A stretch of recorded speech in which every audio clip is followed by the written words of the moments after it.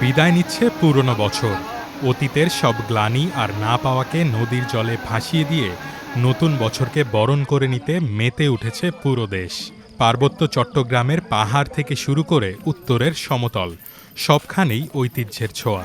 চলুন দেখে আসি দেশের ৫ জেলার বর্ণিল বর্ষবরণ উৎসব। পাহাড়ি জনগোষ্ঠীর সামাজিক সাংস্কৃতিক উৎসব বৈশাখীর প্রথম দিন ১২ এপ্রিল রোববার ভোরে বান্দরবনের সাঙ্গু নদীতে ঢল নামে শত শত নারী পুরুষের। চাকমাদের বিঝু, তঞ্চঙ্গাদের বিশু আর ত্রিপুরাদের বৈশুক উৎসবের শুরুর এই দিনটি ফুল বিঝু নামে পরিচিত। বুনো ফুলে ঘরদোর সাজানোর পাশাপাশি এই দিনে গঙ্গা মায়ের কাছে ফুল নিবেদন করা হয়। আজকে হচ্ছে আমাদের ফুলবাজার দিন। তো আজকের এই দিনে প্রতি বছর হচ্ছে আমরা নদীতে এখানে ফুল বাজাতে আছি। তো আমরা যে উদ্দেশ্যে ফুল বাজা সেটা হচ্ছে আমাদের সব পুরানো বছরের যে সব গ্লানি আছে সব কিছু ধুয়ে মুছে যাতে সামনের বছরগুলোতে সুখে শান্তিতে যাতে আমরা থাকতে পারি, সেই জন্য হচ্ছে আমরা ফুল বাজাই। এদিকে বর্মী বর্ষিকাপঞ্জি অনুসরণে সোমবার থেকে শুরু হবে মারমাদের সাংগ্রাইং, ম্রোদের চাংক্রান, খেয়াংদের সাংলাং এবং খুমিদের চাংক্রাই উৎসব। খাগড়াছড়িতেও চেঙ্গি ও মাইনি নদীসহ বিভিন্ন ছড়া ঝর্ণায় ফুল ভাসানোর মধ্য দিয়ে শুরু হয়েছে উৎসব। নারীরা ঐতিহ্যবাহী পোশাক পিনন হাদি আর পুরুষেরা ধুতি পরে এই আনন্দে যোগ দেন। আদিকাল থেকে চলে আসা এই উৎসব চলে ৩ দিন ধরে। আজকে আমাদের ফুল বিছু, আমরা মা গঙ্গাকে ফুল দিতে আসছি।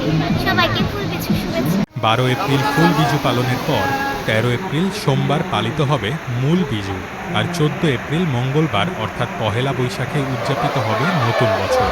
উৎসবের এই দিনগুলোতে পশু পাখিদের খাবার দেওয়া থেকে শুরু করে বয়োজ্যেষ্ঠদের কাছ থেকে আশীর্বাদ নেওয়ার রেওয়াজ রয়েছে। রাঙামাটি শহরের কাপ্তাই হ্রদ এবং কেরানি পাহাড় এলাকাতেও দেখা যায় উৎসবের আমেজ। সূর্যোদয়ের সময় কলা পাতায় ফুল ও বাতি জ্বালিয়ে নদীর জলে ভাসিয়ে দেওয়া হয়। নৈবেদ্য হিসেবে থাকে আতপ চাল, ফলমূল ও গুড়। এদিন বৌদ্ধ বিহার পরিষ্কার করে বুদ্ধ মূর্তিকে স্নান করানো হয়। ১৩ এপ্রিল মূল বিজুর প্রধান আকর্ষণ হল বিশেষ খাবার পাঁজন। বুনো আলু, চিংড়ি, বাঁশের ডগা, কচি বেত সহ অন্তত ২০ থেকে ৩৬ রকমের পদ দিয়ে তৈরি হয় এই ঐতিহ্যবাহী খাবার। আর ১৪ এপ্রিল উৎসবের শেষ দিনটিকে চাকমারা বলে গোজা পোজা।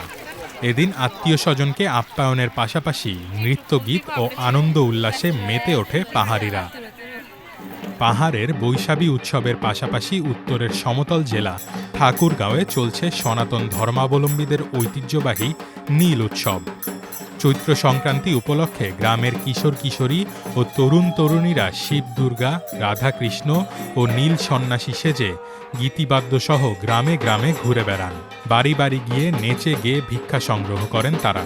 সনাতন নারীরা তাদের চাল, ডাল, ফলমূল ও টাকা পয়সা অর্পণ করেন।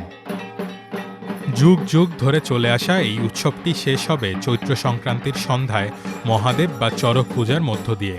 পুরনোকে বিদায় আর নতুনকে বরণের এই চিরায়ত রূপই জানান দিচ্ছে শেকড়ের সঙ্গে এদেশের মানুষের নিবিড় বন্ধুত্বের কথা।